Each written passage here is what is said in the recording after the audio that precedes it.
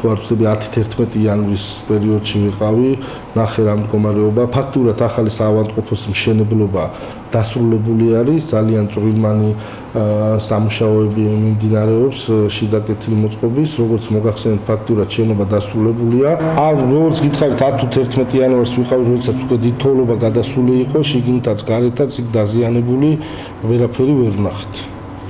შესაბამისად არ გონია რომ სიმართლეს შეესაბამებოდა.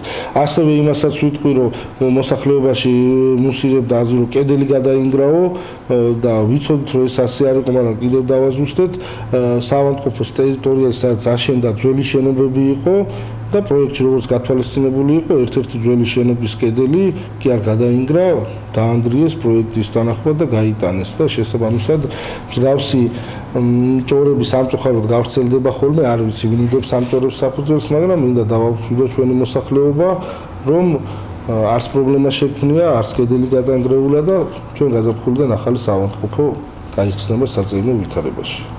ერთი აღშენებლობა, მეორე ეტაპი არის სპეციალური აპარატურით აღჭურვა და შემდეგ მესამე ეტაპი არის ის, როგორც მოგახსენეთ, უშუალოდ საავადმყოფოს არ ეხება, მაგრამ ჩვენ მუნიციპალიტეტმა მივიღეთ გადაწყვეტილება, რომ რადგან ამხელა კარგი საქმე კეთდება, მისასვლელი გზები და გარშემო ინფრასტრუქტურაც იყოს მოწყობილი, იყოს კარგად გაკეთებული და სამივე მხრიდან იქნება ახალი ასფალტი და მოწყობილი ინფრასტრუქტურა და საავადმყოფოს გახსნას, საავადმყოფოს ფუნქციონირებას გაზაფხულდა წინ არაფერი არ დაუდგა.